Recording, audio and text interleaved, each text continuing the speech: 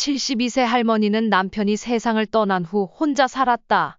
두 아들은 노파를 버리고 그녀를 돌보고 싶지 않았습니다. 제 이름은 정나경입니다. 올해로 72이 되었고 전라남도의 작은 시골 마을에서 혼자 살고 있습니다. 남편과는 10년 전에 사별했고 두 아들은 모두 도시로 떠나 제 삶을 살고 있습니다. 오늘은 제 이야기를 들려드리려고 합니다. 어쩌면 저와 비슷한 처지에 있는 분들께 위로가 될 수도 있을지 모르겠네요.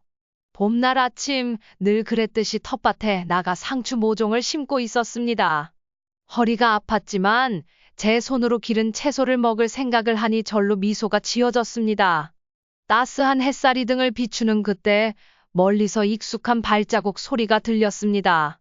고개를 들어보니 첫째 아들 혁재가 서 있더군요. 반가운 마음에 허리 아픈 것도 있고 일어났습니다. 혁재야, 오랜만이구나. 어쩐 일로 왔니? 혁재는 어색한 미소를 지으며 대답했습니다. 에이, 뭐 하러 왔겠어요? 돈 좀 꿔달라고 왔지. 아들의 무례한 말투에 순간 가슴이 아팠지만 애써 미소를 지었습니다. 오랜만에 왔으니 피곤해서 그러겠지라고 스스로를 달랬습니다. 하지만 그 말이 가슴 한구석에 가시처럼 박혔습니다. 아들이 저를 찾아온 것이 기쁘면서도 한편으로는 불안한 마음이 들었습니다. 그래, 들어가자. 차라도 한잔하면서 얘기하자. 집으로 들어가는 동안 혁재의 뒷모습을 보며 여러 생각이 스쳐 지나갔습니다. 어릴 적 꼬마 혁재가 학교에서 돌아와 엄마 하며 달려오던 모습, 중학생이 되어 사춘기를 겪으며 말수가 줄어들던 때에 대학에 합격해 기뻐하던 날, 그 추억들이 주마등처럼 스쳐 지나갔습니다. 집에 들어와 이야기를 나누었습니다. 혁재의 사정은 좋지 않았습니다. 사업 실패로 빚을 지게 되었다고 했습니다. 은행에서 대출도 거절당했고 이제는 저에게 돈을 빌리러 온 것이었죠. 혁재의 이야기를 들으며 제 마음은 복잡해졌습니다. 아들을 돕고 싶은 마음과 동시에 이것이 옳은 일인지에 대한 의문이 들었습니다. 어머니, 3천만 원만 빌려주세요. 꼭 갚을게요. 혁재의 말에 잠시 눈을 감았습니다. 3천만 원이라는 금액이 얼마나 큰지 그리고 그것이 제게 어떤 의미인지 혁재는 알고 있을까요? 그 돈은 제가 평생 모은 것이었습니다. 남편과 함께 고생하며 한 푼 두 푼 모아온 제 노후를 위한 유일한 재산이었습니다. 3천만 원이라니 그건 내 전 재산이야. 제 말에 혁재의 표정이 굳어졌습니다. 그리고 그가 한 말은 제 가슴에 비수를 꽂았습니다. 아니, 뭐 어때요? 어차피 나중에 제가 다 상속받을 거 아니에요. 지금 필요한 사람한테 주는 게 당연하지 않나요? 혁재의 말에 충격을 받았습니다. 가슴이 찢어지는 것 같았어요. 내가 평생 모은 돈을 그것도 아들이 이렇게 당연하다는 듯이 요구하다니. 그 순간 혁재의 얼굴이 낯설게 느껴졌습니다. 이 사람이 정말 내가 키운 아들일까 하는 의문이 들었죠. 하지만 그래도 내 아들이라는 생각에 결국 통장에 있던 3천만 원을 모두 내어주었습니다. 그 순간 제 인생의 일부를 내어주는 것 같았습니다. 그 돈과 함께 제 꿈과 희망 그리고 노후에 대한 계획들이 함께 사라지는 것 같았죠. 그래, 가져가거라. 하지만 꼭 갚아야 한다. 혁재는 돈을 받자마자 서둘러 떠났습니다. 알았어요. 나중에 연락할게요. 현관문이 닫히는 소리와 함께 집안에는 정막이 찾아왔습니다. 갑자기 너무 허전해 눈물이 났습니다. 내가 잘한 걸까 하는 의문이 들었지만 이내 고개를 저었습니다. 아들을 도왔으니 잘한 거야라고 생각했지만 그 생각을 할수록 마음이 무거워졌습니다. 그 뒤로 혁재에게서 연락이 오지 않았습니다. 일주일, 한 달, 두 달. 전화를 걸어도 받지 않았고 문자를 보내도 답장이 오지 않았습니다. 걱정도 되고 서운하기도 했지만 바빠서 그럴 거라고 스스로를 달래며 지냈습니다. 하지만 밤마다 잠들기 전 혁재의 안부가 궁금해 가슴이 아팠습니다. 우리 아들은 잘 지내고 있을까? 밥은 제대로 먹고 있을까? 하는 생각에 잠 못 이루는 밤이 많았습니다. 여름이 한창일 때 둘째 아들 병원이 가족과 함께 찾아왔습니다. 손주들을 보니 너무나 반가웠습니다. 큰 손주 예준은 이제 초등학교 3학년, 작은 손주 수지는 5살이 되었더군요. 아이들의 제잘거림을 들으며 집안에 활기가 돌았습니다. 할머니, 보고 싶었어요.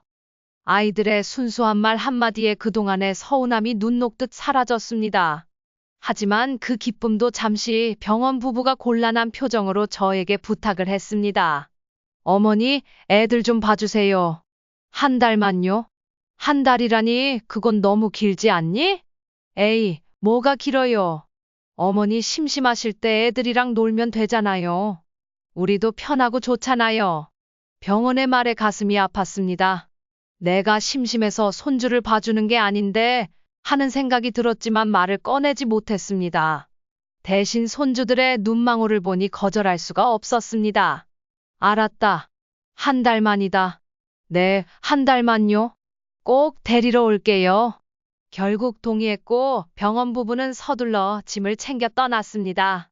처음 며칠은 즐거웠습니다. 손주들과 함께 밥을 먹고 동화책도 읽어주고 마당에서 놀기도 했죠. 하지만 시간이 지날수록 힘들어졌습니다. 아이들은 끊임없이 에너지가 넘쳤고 저는 점점 지쳐갔습니다. 밤에는 아이들이 잠들 때까지 돌봐야 했고 아침에는 제일 먼저 일어나야 했습니다. 허리도 아프고 다리도 아팠지만 손주들의 웃음소리를 들으면 그런 고통도 잊혀지곤 했습니다. 그래도 날이 갈수록 힘이 들었습니다. 할머니, 오늘은 뭐 해요? 할머니, 배고파요. 할머니, 수지가 장난감 뺏었어요. 끊임없는 요구와 질문에 때로는 정신이 혼미해지고 숨이 막힐 지경이었습니다. 하지만 마을 사람들의 도움이 없었다면 견디기 힘들었을 겁니다. 경숙 씨, 내가 애들하고 잠깐 놀아줄게요. 아이고, 수지가 장난꾸러기라 내가 좀 봐줄게. 이웃들의 따뜻한 말과 도움 덕분에 겨우 견뎌냈습니다. 하지만 약속한 한 달이 지나도 병원 부부는 돌아오지 않았습니다. 연락도 뜸해졌고 가끔 오는 전화에서는 조금만 더요. 라는 말뿐이었습니다. 어머니, 미안해요. 일이 좀 길어졌네요. 조금만 더 봐주실 수 있죠? 한 달이 2달이 되고 2달이 3달이 되어갔습니다. 점점 지쳐가는 제 모습을 보며 내가 왜 이러고 있나 하는 생각이 들었습니다. 하지만 손주들을 생각하면 포기할 수 없었죠. 결국 3달 만에 병원 부부가 돌아왔습니다. 그들은 아이들을 데려가며 이렇게 말했습니다. 어머니, 이게 뭐예요? 집이 엉망이네요. 애들 빨래도 안 했나 봐요. 냄새나요. 그 말에 가슴이 아팠지만 아무 말도 하지 못했습니다. 대신 눈물만 흘렸죠. 병원 부부는 그런 제 모습을 보고도 아무 말 없이 아이들을 데리고 떠났습니다. 집이 다시 조용해졌습니다. 허전하기도 했지만 한편으로는 홀가분했습니다. 그제서야 쉴 수 있었죠. 하지만 마음 한구석이 아팠습니다. 내가 이렇게 고생했는데 왜 아무도 고마워하지 않는 걸까? 그날 밤 저는 오랜만에 편히 잠들 수 있었습니다. 하지만 꿈속에서 계속 아이들 울음소리가 들리는 것 같았습니다. 며칠을 그렇게 시달리며 지냈습니다. 가을이 깊어가고 추석이 다가왔습니다. 작년 추석에는 아들들이 오지 않았지만 올해는 꼭 올 거라고 믿었습니다. 아들들이 찾아올 것을 기대하며 정성껏 음식을 준비했습니다. 일주일 전부터 준비를 시작했습니다. 마당에 있는 배추로 김치를 담그고 들에서 캔 고구마로 맛있는 고구마 떡도 만들었습니다. 송편을 빚으면서 옛날 생각이 났습니다. 어렸을 적 혁재와 병원이 송편 빚는 것을 도와주던 모습이 떠올랐죠. 그때는 얼마나 행복했는지. 혁재야, 송편 속은 파트로 할까? 깨로 할까? 제가 물었던 기억이 납니다. 파치요. 어린 혁재가 신나게 대답했죠. 병원아, 너는? 제가 다시 물었습니다. 저는 깨요. 병원이 웃으며 대답했습니다. 그때의 기억이 눈앞에 선하게 떠올랐습니다. 눈물이 나려는 것을 꼭 참았습니다. 이번엔 꼭 와주겠지 하는 희망을 가슴에 품었습니다. 추석 전날 집 안팎을 깨끗이 청소했습니다. 아들들이 편하게 쉴 수 있도록 방도 정리했죠. 옷장에서 아들들의 옛 옷을 꺼내 빨아 걸어두기도 했습니다. 모든 게 완벽했습니다. 밤새 잠을 설치며 아들들을 기다렸습니다. 내일은 꼭 올 거야. 이번에는 함께 보낼 수 있을 거야 하고 스스로를 달랬습니다. 하지만 추석 당일 두 아들 모두 전화로 연락해 왔습니다. 아침부터 기다리고 있던 저는 전화벨 소리에 반갑게 전화를 받았습니다. 어머니, 이번엔 못 가요. 회사 일이 바빠서요. 혁재의 목소리였습니다. 그 말을 듣는 순간 가슴이 철렁 내려앉았습니다. 하지만 아직 병원이 있다고 생각하며 희망을 놓지 않았습니다. 그러나 얼마 후 병원에게도 전화가 왔습니다.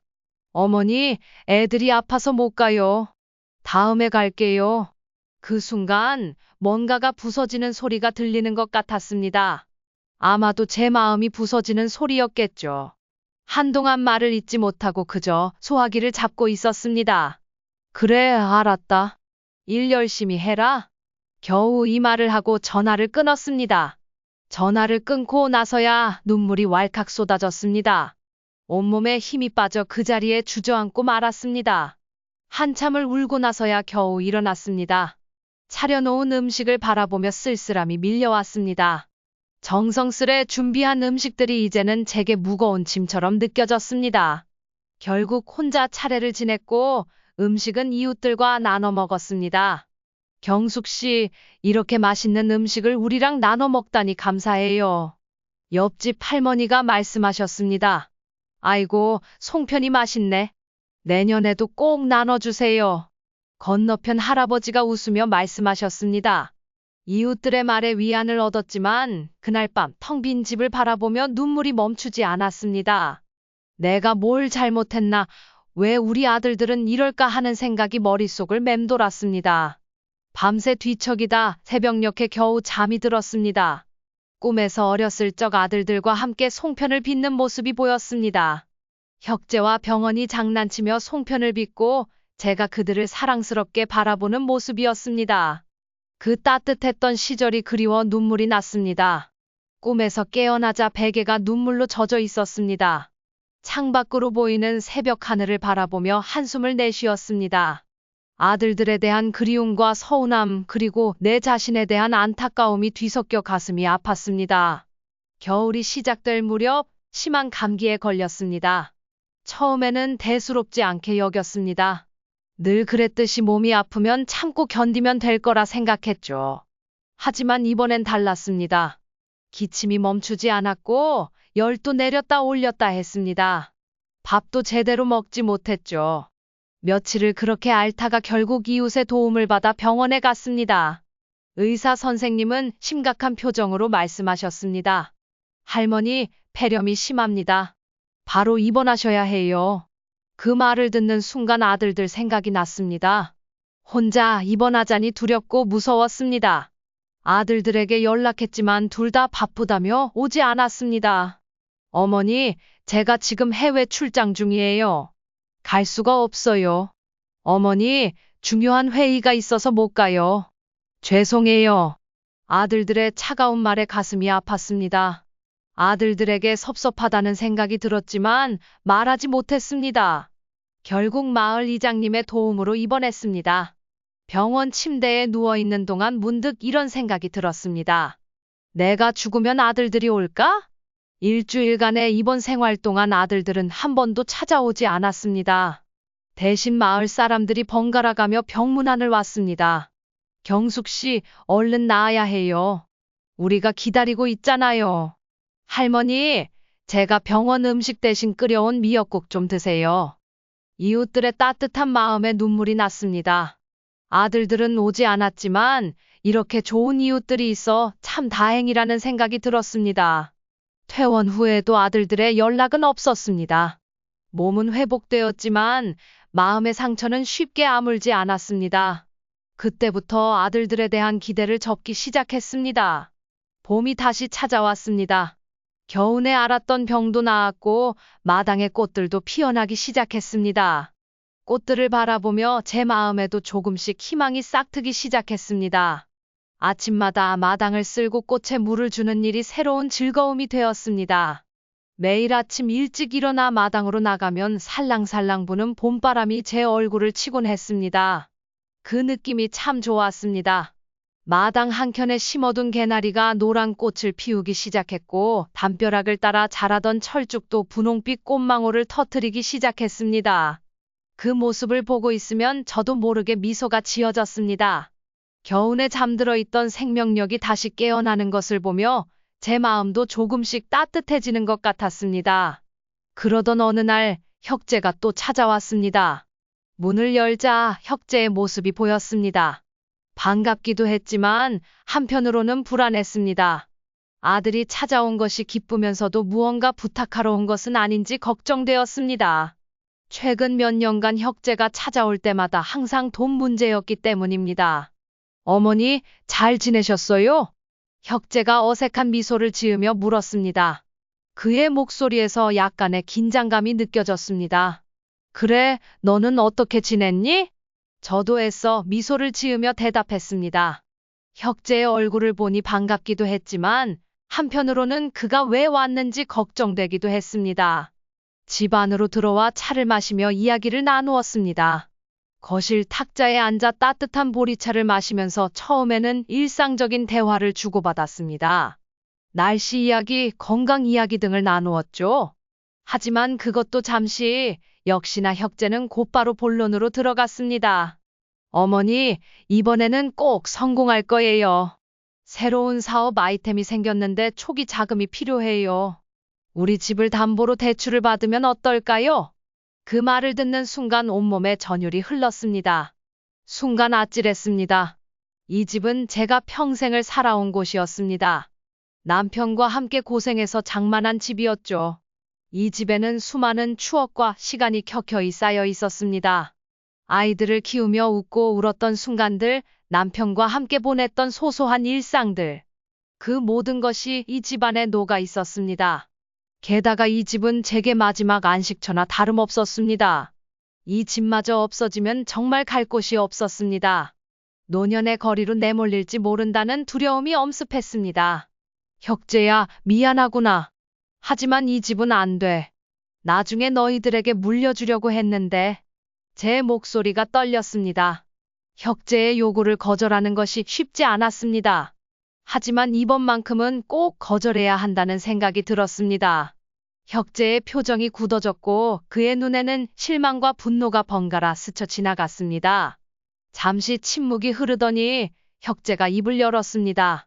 어머니는 자식 걱정은 안 하시나 봐요. 제가 얼마나 어려운 상황인지 아시면서 이렇게 외면하시다니. 그 말에 가슴이 아팠지만 이번에는 꿋꿋이 버텼습니다.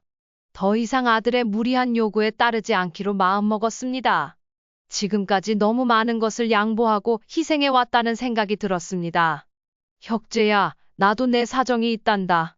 이 집은 내가 살아갈 유일한 곳이야. 내가 어렵다는 건 이해하지만 이 집을 담보로 잡는 건 정말 위험해. 제 말을 들은 혁재의 얼굴이 붉어졌습니다. 그는 화를 참지 못한 채 소리쳤습니다. 에이, 됐어요. 어머니는 항상 그러셨죠.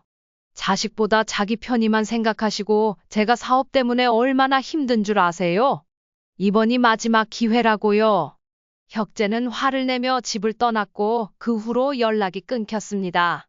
문이 쾅 닫히는 소리에 가슴이 아팠습니다. 아들과 이렇게 다투는 것이 너무나 가슴 아팠지만 이번에는 달랐습니다. 더 이상 아들의 행동에 휘둘리지 않겠다고 다짐했습니다.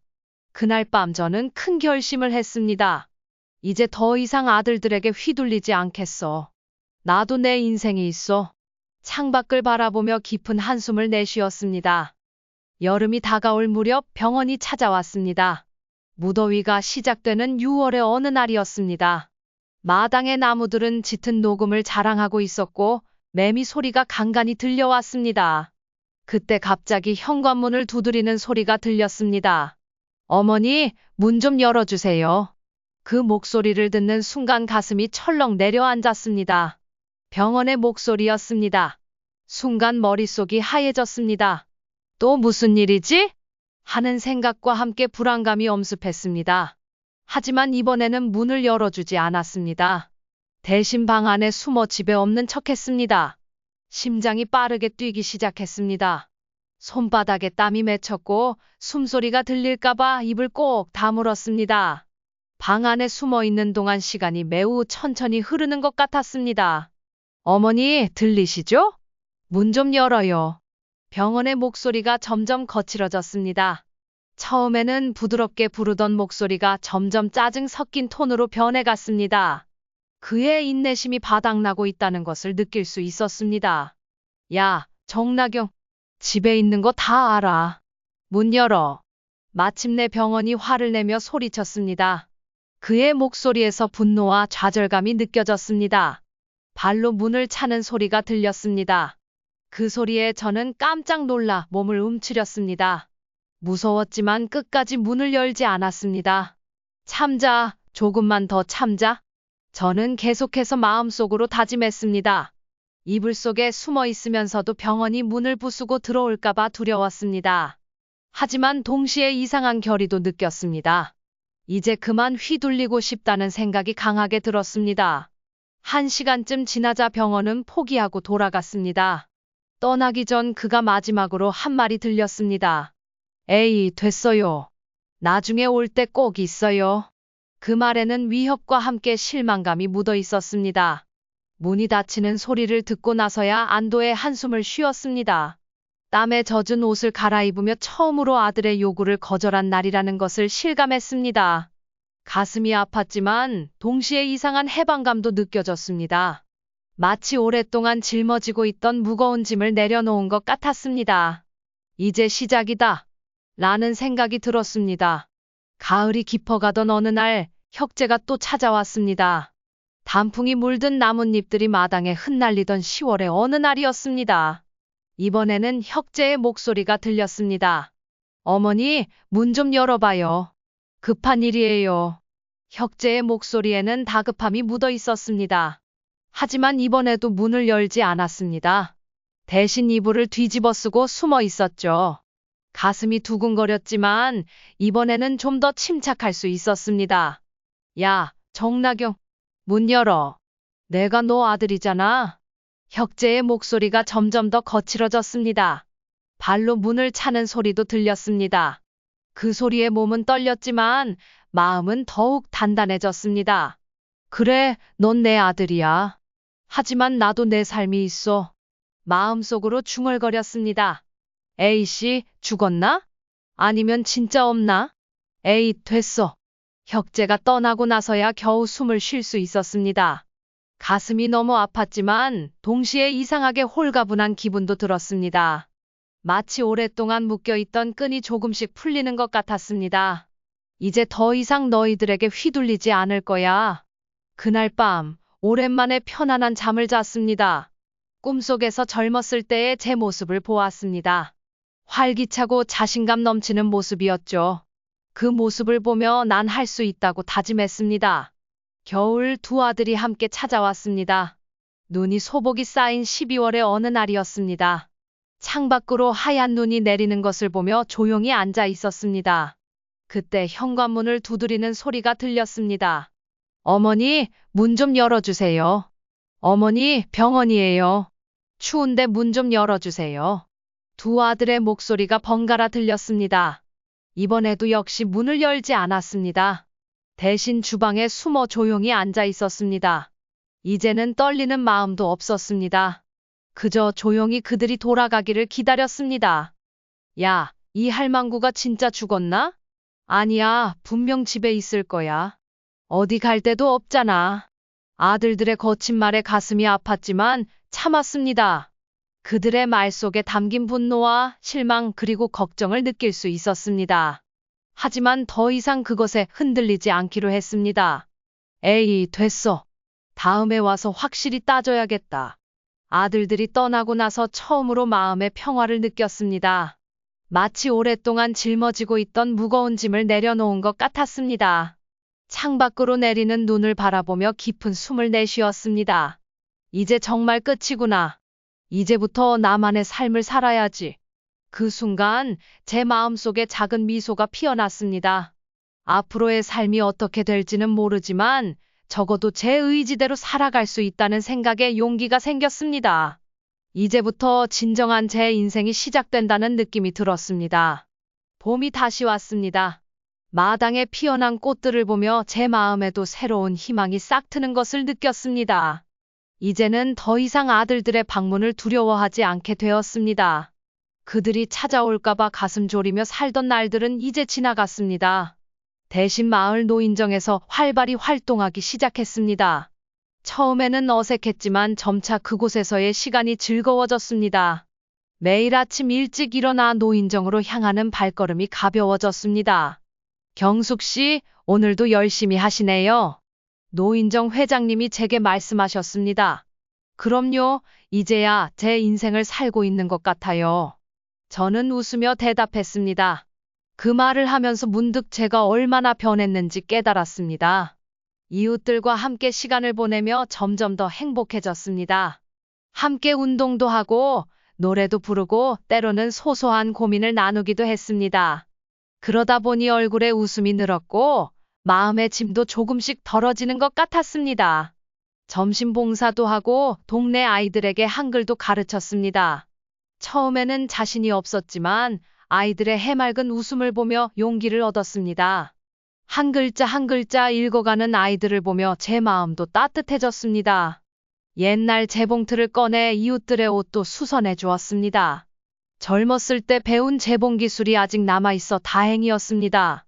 이웃들이 기뻐하는 모습을 보며 저도 행복해졌습니다. 바쁘게 지내다 보니 아들 생각도 덜 났습니다. 물론 가끔은 그들이 생각나 가슴이 아플 때도 있었지만 이제는 그 아픔을 견딜 수 있게 되었습니다. 경숙 씨 덕분에 우리 동네가 더 활기차요. 이웃 할머니가 말씀하셨습니다. 할머니, 글 가르쳐 주셔서 감사해요. 이제 책 읽을 수 있어요. 어린 수지가 활짝 웃으며 말했습니다. 이런 말들을 들을 때마다 가슴이 뿌듯했습니다. 제가 누군가에게 도움이 되고 기쁨을 줄 수 있다는 사실이 참 좋았습니다. 이제야 비로소 제 삶의 의미를 찾은 것 같았습니다. 매일 밤 잠들기 전 오늘 하루 있었던 일들을 떠올리며 미소를 짓곤 했습니다. 비록 늦은 나이에 시작한 새로운 삶이지만 이렇게 행복할 수 있다는 것에 감사했습니다. 앞으로도 이 행복이 계속되기를 바라며 내일 또 어떤 좋은 일이 있을지 기대하며 잠이 들었습니다. 1년이 지나고 다시 봄이 왔습니다. 마당의 핑계나리와 진달래가 새로운 계절의 시작을 알렸습니다. 어느 날 아침 갑자기 현관문을 두드리는 소리가 들렸습니다. 그리고 익숙한 목소리가 들려왔습니다. 어머니, 문 좀 열어주세요. 우리 해요. 순간 가슴이 철렁 내려앉았습니다. 아들들의 목소리였습니다. 잠시 망설였지만 이번에는 문을 열어주기로 했습니다. 하지만 이제는 달랐습니다. 더 이상 두려움에 떨지 않았고 그들의 요구에 무조건 따르지도 않을 것입니다. 문을 열자 형제, 병원 그리고 그들의 가족이 서 있었습니다. 아들들의 얼굴에는 미안함과 긴장감이 역력했습니다. 저는 담담한 목소리로 물었습니다. 왜 왔니? 제 차분한 반응에 아들들은 잠시 당황한 듯 보였습니다. 형제가 먼저 입을 열었습니다. 어머니, 죄송합니다. 이제야 어머니의 마음을 알겠어요. 병원도 이어서 말했습니다. 저희가 너무 이기적이었어요. 어머니를 힘들게 했던 것 같아요. 그들의 말 속에 담긴 반성의 기색이 제게 진심으로 전해졌습니다. 그동안의 고통스러운 시간이 주마등처럼 스쳐 지나갔습니다. 나도 내 인생이 있단다. 너희를 사랑하지만 이제는 서로를 존중하며 살아가고 싶구나. 제 말에 아들들은 고개를 끄덕였습니다. 그들의 눈에는 진심 어린 반성의 기색이 보였습니다. 어머니 말씀이 맞아요. 우리가 너무 어머니를 당연하게 여겼던 것 같아요. 형제가 말했습니다. 앞으로는 어머니의 삶을 존중하겠습니다. 우리도 변할게요. 병원이 덧붙였습니다. 그날 이후 우리 가족의 관계는 조금씩 나아지기 시작했습니다. 아들들은 더 이상 무리한 요구를 하지 않았고 제 의견을 존중하려 노력했습니다. 가끔 찾아와 안부를 묻고 도움을 필요로 하는 일이 있는지 물어보기도 했습니다. 하지만 저는 더 이상 아들들에게 모든 것을 맡기지 않았습니다. 이제 제 삶의 주도권은 제가 쥐고 있었습니다. 필요할 때는 도움을 요청했지만 대부분의 일은 스스로 해결하려 노력했습니다. 이제 저는 제 삶의 주인공입니다. 아침에 일어나면 제가 하고 싶은 일을 합니다. 노인정에 가서 친구들과 시간을 보내고 동네 아이들에게 한글을 가르치기도 합니다. 가끔은 혼자 산책을 나가 봄날의 따스한 햇살을 즐기기도 하죠. 문을 걸어 잠그고 집에 없는 척했던 그날들이 오히려 저를 자유롭게 해주었습니다. 그때의 고통스러운 경험이 지금의 저를 만들어 주었습니다. 더 이상 누구의 눈치도 보지 않고 내 의지대로 살아갈 수 있게 되었습니다. 물론 가끔은 외롭고 힘들 때도 있습니다. 그럴 때면 옛날 사진첩을 꺼내 아들들이 어렸을 때의 모습을 보곤 합니다. 그때 순수했던 모습을 보면 마음이 아프기도 하지만 동시에 그들을 용서할 수 있는 힘도 생깁니다. 이제는 아들들과 적당한 거리를 유지하며 지냅니다. 너무 가까우면 서로 상처 줄 수 있고 너무 멀면 가족의 의미가 없어지니까요. 서로를 존중하면서 각자의 삶을 살아가는 것, 그것이 제가 찾은 가족의 새로운 모습입니다. 여러분, 우리 모두 자신의 인생을 소중히 여기며 살아갑시다. 나이가 들었다고 해서 부모라는 이유로 자신의 삶을 포기할 필요는 없습니다. 오히려 더 당당하게, 더 자유롭게 살아가야 합니다. 그래야 진정으로 다른 이도 사랑할 수 있답니다. 자신을 사랑하지 않는 사람이 어떻게 다른 사람을 온전히 사랑할 수 있을까요? 자신의 행복을 찾아가는 과정에서 우리는 더 너그럽고 이해심 많은 사람이 될 수 있습니다. 지금 이 순간 여러분의 인생은 어떤가요? 혹시 누군가를 위해 자신의 삶을 희생하고 있지는 않나요? 그렇다면 이제 조금씩 변화를 시도해 보세요. 처음에는 어렵고 두려울 수 있습니다. 하지만 한 걸음 한 걸음 나아가다 보면 어느새 자유롭고 행복한 삶을 살고 있는 자신을 발견하게 될 것입니다. 기억하세요. 여러분의 인생은 여러분의 것입니다. 그 누구도 대신 살아줄 수 없어요. 지금 이 순간부터 시작하세요. 여러분만의 특별한 인생을 만들어 가세요. 그것이 바로 우리가 이 세상에 온 이유일 것입니다. 나이가 들어도 꿈을 포기하지 마세요. 매일 새로운 것을 배우고 경험하세요. 작은 행복을 소중히 여기고 주변 사람들과 그 기쁨을 나누세요. 여러분의 삶이 아름다운 이야기가 되기를 바랍니다. 그 이야기의 주인공은 바로 당신입니다.